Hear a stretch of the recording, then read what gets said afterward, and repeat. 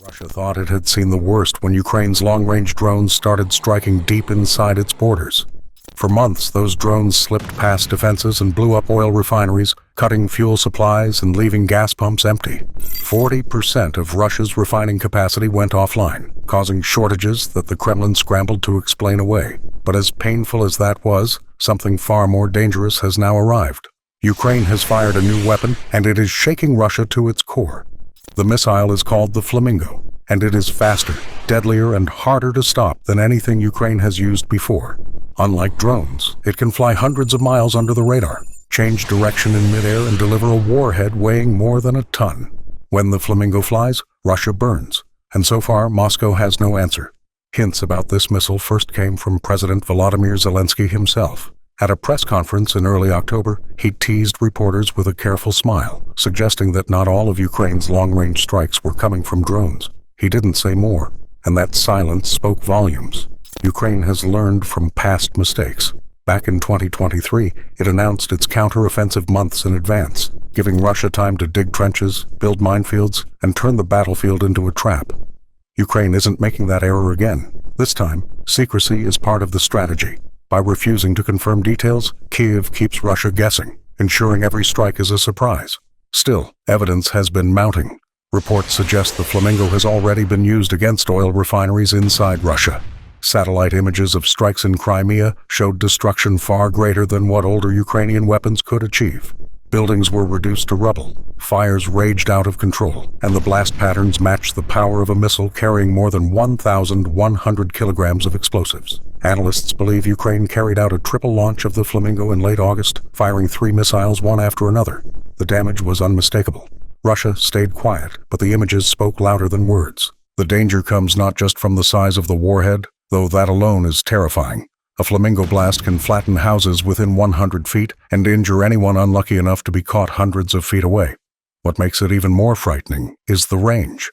This missile can fly 3,000 kilometers, nearly 1,900 miles. That puts almost every Russian city, including Moscow, in range. Only the far eastern stretches of Siberia are safe, and they hardly matter to this war. Suddenly, Russia's great size is no longer a shield, it has become a set of targets.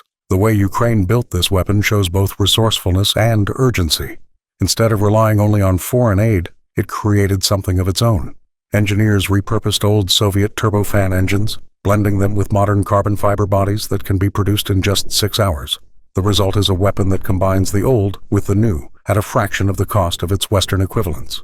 A U.S. Tomahawk cruise missile can cost as much as $2 million. A Flamingo costs a quarter of that, while flying farther and hitting harder. It may not be as precise, but when the goal is to cripple oil refineries, naval bases, or command posts, precision takes a backseat to sheer destructive power. The missile's strange name comes from an accident. The first test batch emerged with a pinkish hue due to a manufacturing error. Soldiers and engineers nicknamed them Flamingos, and the name stuck. It may sound gentle, but there is nothing gentle about the devastation this missile delivers. Experts are already calling the Flamingo a game-changer. Former CIA Director David Petraeus praised it as a perfect example of Ukrainian ingenuity, taking old Soviet bombs, attaching them to a new jet engine and guidance system, and turning them into a long-range weapon Russia cannot counter. If Ukraine can build them in large numbers, Petraeus argued, the Flamingo could have an enormous effect on the battlefield, shifting the balance of power far beyond the front lines. Production is the key. Early in 2025, Ukraine could only build 1 Flamingo per day.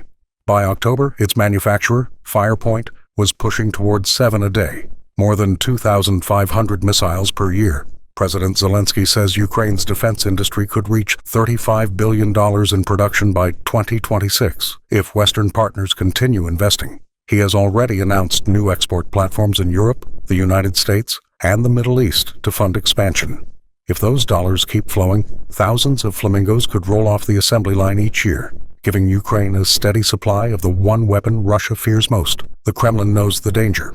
In September, Russia launched one of its largest missile and drone barrages against the city of Kalush, where a Flamingo production facility was rumored to be located.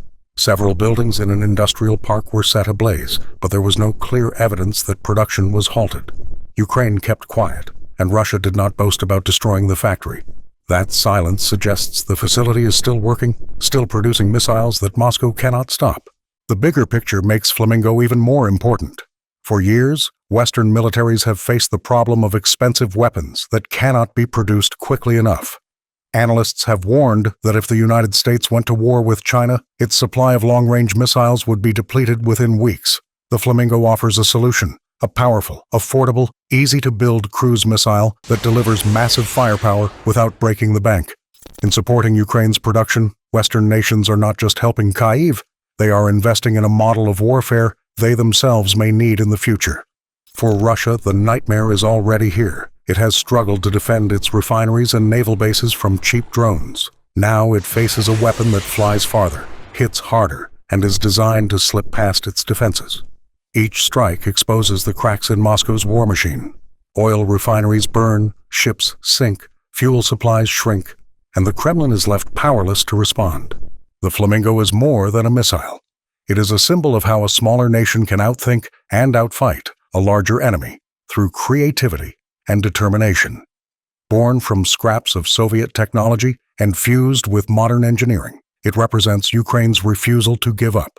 Every launch is both a military strike and a message. Russia is not safe, no matter how far from the front lines. If Ukraine builds enough Flamingos, the war could tilt in its favor. Moscow will no longer be able to hide behind its size, its distance, or its pride. For the first time, Russia may feel the full weight of the war inside its own borders. And for Putin, that is the deepest wound of all. He can no longer promise his people that the fight is far away. The Flamingo proves the fight has arrived at home. In the end, the Flamingo is not just another weapon on the battlefield. It is a shift in power, a reminder that innovation can topple even the most powerful armies. It shows that in this war, Russia's greatest weakness may not be Ukraine's soldiers at the front, but Ukraine's engineers in the workshop.